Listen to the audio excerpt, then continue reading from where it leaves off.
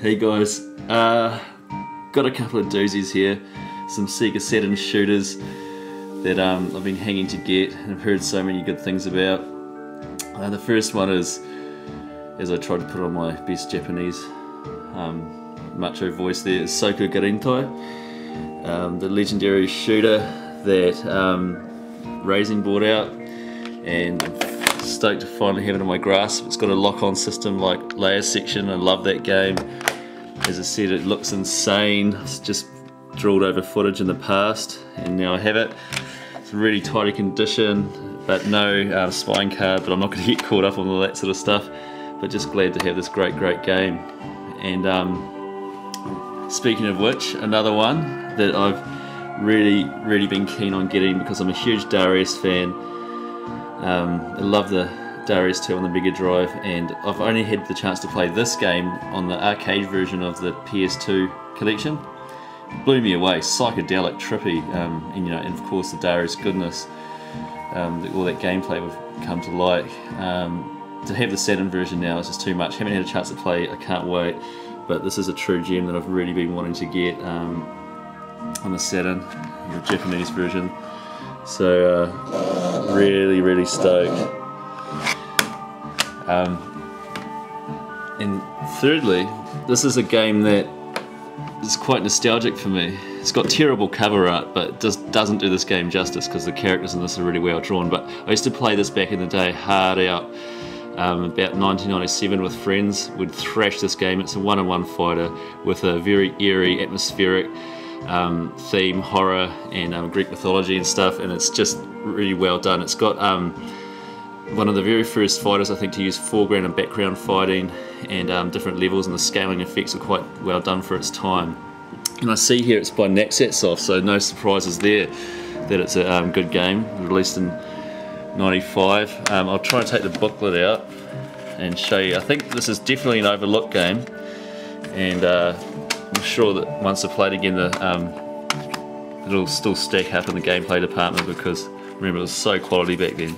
As you can see, a range of out-of-it characters, sort of mixture of mythology and horror characters. You've even got Frankenstein there.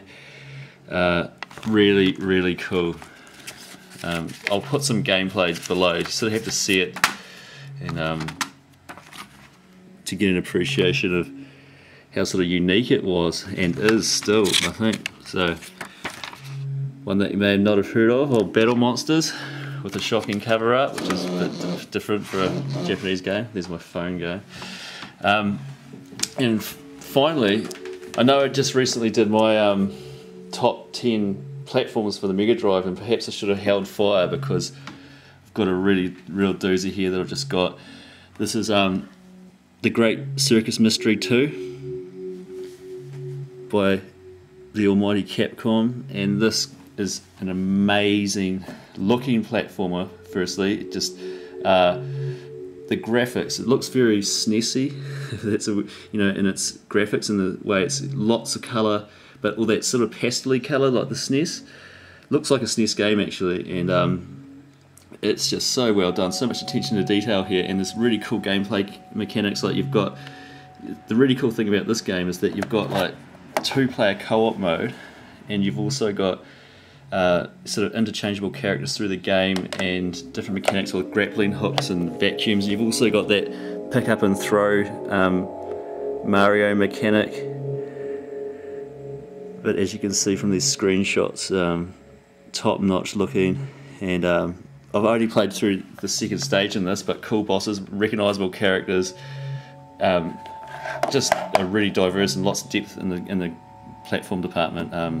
As I said, only played to the second stage, but so impressed already. I think that it wasn't released in Europe, only in Japan and on the Genesis, and it seems, just by looking online, on the Genesis it's not that common, but it's not expensive either, which is probably a sign it's overlooked, because it's definitely a worthy platformer, especially, you can't really go wrong with the Mickey games, and of course Capcom. And just one other side note that I noticed with this, just to prove my nerdiness, but I noticed that It's actually a Capcom printed box, and I don't think I've seen that with my other Capcom games, so that's interesting, because this is one of the very last games to come out. I think it might be about 90, where are we?